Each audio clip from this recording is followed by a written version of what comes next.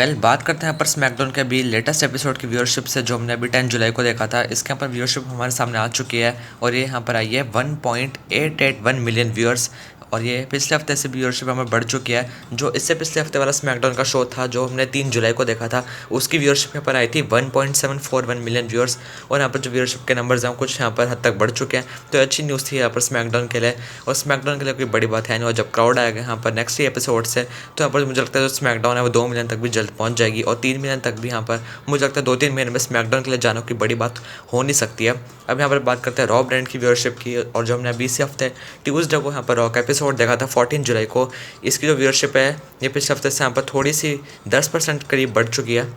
आपको याद होगा कि जो पिछले ट्यूसडे वाला 6 जुलाई वाला एपिसोड था रॉ का, उसके यहाँ पर जो व्यूअरशिप थी वो रॉ की पूरी हिस्ट्री की सबसे कम व्यूअरशिप थी, और वो थी 1.472 मिलियन व्यूअर्स। लेकिन जो लेटेस्ट एपिसोड गया रॉ का इस ट्यूसडे 14 जुलाई को, इसके यहाँ पर व्यूअरशिप जैसा मैंने आपको बताई दिया कि 10% बढ़ चुकी है, और ये हमारे सामने एग्जैक्ट नंबर्स निकल कर आए हैं 1.609 मिलियन व्यूअर्स। वेल, ये तो अच्छी न्यूज़ है यहाँ पर कि चलो कुछ यहाँ पर मार्जिन बढ़ा तो है फाइनली गोहम एडिशन में रॉ का। और उम्मीद करते हैं कि जब यहाँ पर क्राउड आएगा नेक्स्ट एपिसोड से, तो यहाँ पर जो स्मैकडाउन है वो 2 मिलियन तक पहुँचे और अच्छा करे, और जो रॉ है वो कम से कम यहाँ पर एक ट्रैक पे तो रहे अच्छे। सेकंड अपडेट की हम पर बात करें तो जोड़ी अपने सीएम पंक के ऊपर, और इन्होंने अभी ट्विटर पे ट्वीट किया जहाँ पर इन्होंने अपने आईफोन की पूरी रिकॉर्डिंग करी हुई थी। पूरी तरह से स्क्रीन रिकॉर्डिंग चल रही थी, जहाँ पर हमें सारे इनके फ़ोन में जितनी भी एप्लीकेशन जितनी भी ऐप्स है यूज़ करते हैं वो देखने को मिल रही थी। और यहाँ पर ऐसा कुछ खास चीज़ नहीं थी, लेकिन यहाँ पर सबसे ज़्यादा एक बड़ी चीज़ जो फैंस ने पॉइंट आउट करी वो ये थी कि सीएम पंक की जो कह सकते हैं वो सबसे ज़्यादा ऐप्स यूज़ करते हैं, जो शुरुआत की टॉप 2 या टॉप 3 में होती हैं, उसमें यहाँ पर WWE की ऑफिशियल ऐप भी थी, जो काफ़ी ज़्यादा फैंस को कह सकते हैं फैंस को यहाँ पर इस सोच में डाल गई कि सीएम पंक तो कहते हैं कि अब मेरा को WWE के साथ जितना काम करना था उतना हो गया। WWE की जो ऐप है वो तो यहाँ पर वही लोग यूज़ करते हैं जो WWE देख रहे हैं, रॉ स्मैकडाउन देख रहे हैं, कुछ भी यहाँ पर उनसे कनेक्टेड है। लेकिन सीएम पंक के साथ तो यहाँ पर ऐसा कुछ है सीन ही नहीं है। अब मैं तो उम्मीद यही करूँगा कि सीएम पंक का यहाँ पर जो भी WWE के साथ करंटली बैड रिलेशन है वो जल्दी से यहाँ पर सॉर्ट आउट हो जाए, और कहीं ना कहीं हमें सीएम पंक की थोड़ी बहुत छोटी मोटी अपीयरेंस ज़रूर देखने को मिल जाए WWE के अंदर।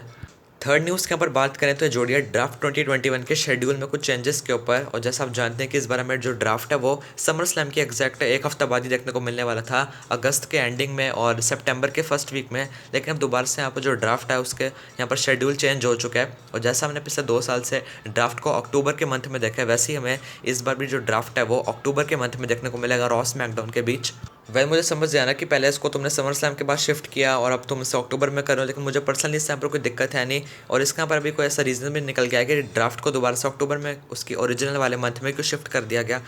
मुझे लगता है यहाँ पर एक रीज़न हम ज़रूर स्पेकुलेट कर सकते हैं, क्या पता समर स्लैम के बाद WWE की कोई बड़ी फ्यूड यहाँ पर कंटिन्यू रखने वाली हो, जिसमें से कोई एक सुपरस्टार अगर छोड़ के चला जाएगा, मतलब वो रॉ स्मैकडाउन में यहाँ पर किसी अलग ब्रांड में शिफ्ट हो जाएगा, तो फ्यूड हमें देखने को मिलेगी नहीं समर स्लैम के बाद। इसलिए यहाँ पर थोड़ा टाइम निकालने के लिए जो ड्राफ्ट है उसको दोबारा से अक्टूबर में यहाँ पर शिफ्ट कर दिया गया, और इस बार भी हमें ड्राफ्ट पिछले 2 सालों की तरह अक्टूबर के महीने में देखने को मिलेगी। और इससे हमें क्लियर पता लगता है कि कुछ अच्छे रीजंस के चक्कर में जो ड्राफ्ट है उसको यहाँ पर थोड़ा सा डिले किया, तो हमें यहाँ पर ज़्यादा नाराज़ होना नहीं चाहिए मेरे हिसाब से। तो अब बढ़ते हैं यहाँ पर वीडियो की नेक्स्ट न्यूज़ पर, और ये यहाँ पर जोड़िया पॉल हेमन से लिए गए इंटरव्यू में एक काफ़ी इंटरेस्टिंग क्वेश्चन के ऊपर। पॉल हेमन का भी यहाँ पर कुछ दिन पहले इंटरव्यू लिया जाता है किसी प्लेटफॉर्म पर, जहाँ पर उनसे क्वेश्चन पूछा जाता है कि अगर तुम्हें यहाँ पर चॉइस मिले रोमन रेंस या ब्रॉक लेसनर, और तुम्हें इन्हीं दोनों में से किसी एक सुपरस्टार के साथ ही वर्क करना है, तुम्हें उसका मैनेजर बनना है, तो तुम्हें यहाँ पर कौन सा एक सुपरस्टार पिक करोगे। और जो अपने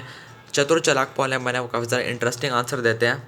पहले वो यहाँ पर ब्रॉक की बात करते हैं। वो कहते हैं कि जो ब्रॉक लेसनर है उसको यहाँ पर जो करना होता है वो अपनी मर्ज़ी से वही करता है, उसको यहाँ पर किसी की सुनने की ज़रूरत नहीं होती। अगर वो यहाँ पर चाहे तो फुटबॉल भी खेल सकता है, और जो क्रिस्टियानो रोनाल्डो है वो उससे भी अच्छा यहाँ पर प्लेयर बन सकता है फुटबॉल के अंदर, और भी वो काफ़ी सारे स्पोर्ट्स खेल सकता है, अलग अलग वहाँ पर नाम लेते हैं। उसके बाद वो रोमन रेंस की भी ऐसी तारीफ़ें करते हैं कि रोमन रेंस भी अच्छा सुपरस्टार है, यूनिवर्सल चैंपियन है ये वो। और उसके बाद वहाँ पर एंड में आंसर देते हैं कि ये दोनों सुपरस्टार्स बहुत अच्छे हैं, और मैंने यहाँ पर अगर बस चले तो मैं इन दोनों सुपरस्टार्स को इकट्ठे लेकर चलूँ। मैं अकेला इन दोनों की यहाँ पर टीम भी पेयर कर सकता हूँ, रोमन रेंस ब्रॉक लेसनर को मैं अकेला भी यहाँ पर चला सकता हूँ WWE के अंदर। और ये ऐसा यहाँ पर इनका पूरा आंसर था इस पूरे क्वेश्चन के ऊपर। और वो ये भी कहते हैं कि ये जो क्वेश्चन है वो फैंस का तो है नहीं, तुमने अपनी तरफ से मेरे से पूछ लिया अपने पर्सनल पॉइंट ऑफ व्यू से, तो काफ़ी ज़्यादा यहाँ पर यूनिक सा आंसर दिया पॉल हेमन ने। और ऐसा मुझे लगता नहीं कि रोमन रेंस और ब्रॉक का फिलहाल जो करेक्टर है और इतने तगड़े राइवल्स हैं, तो आपस में कोई टैग टीम पेयर करेंगे पॉल हेमन की यहाँ पर बात मानने के लिए। फैंस वहाँ पर स्पेकुलेट करें कि हमें यहाँ पर इन दोनों के बीच एक सिंगल्स मैच देखने को मिले, जहाँ पर ये इनके मैच की स्टिपुलेशन हो कस्टडी ऑफ पॉल हेमन,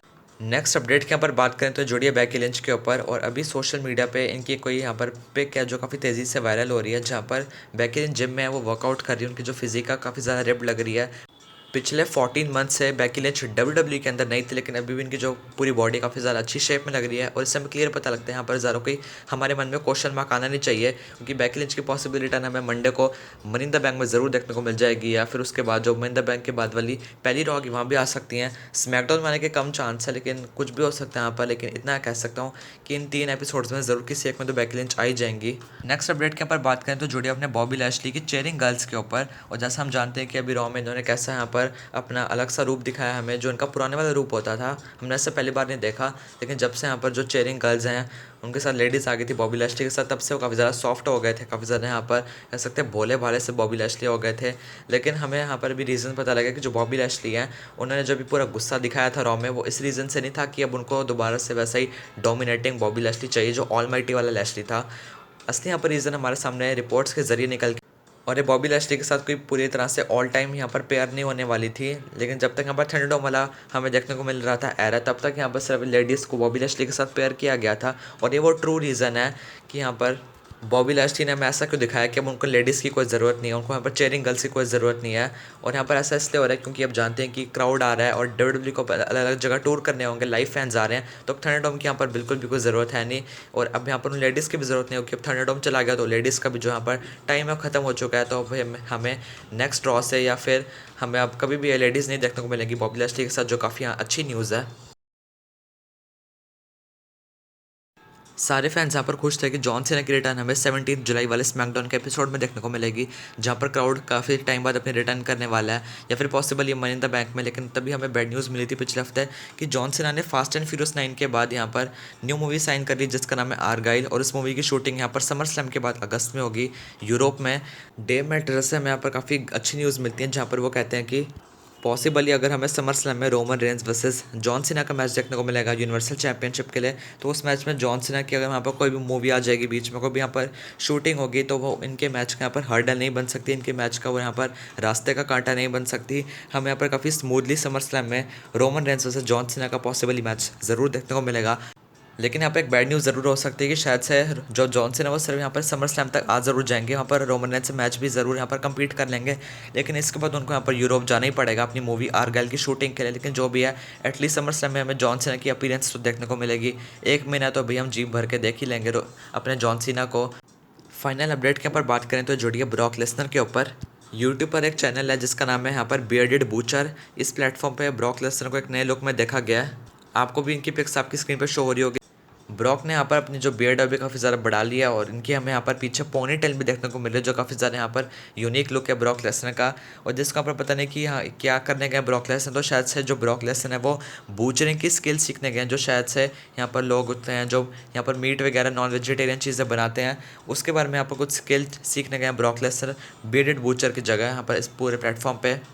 मैं तो यहाँ पर यही होप करता हूँ, और आप लोग भी यहाँ पर यही होप करना कि ब्रॉक लेसनर जल्द से जल्द जो बूचरिंग का स्किल है वो सीख लें, और उसके बाद डब्ल्यूडब्ल्यूई के अंदर अपनी रिटर्न कर लें, और फिर पॉसिबली उनका जो बॉबी लैशली के साथ ड्रीम मैच होने समर स्लैम 2021 में हमें ज़रूर देखने को मिले।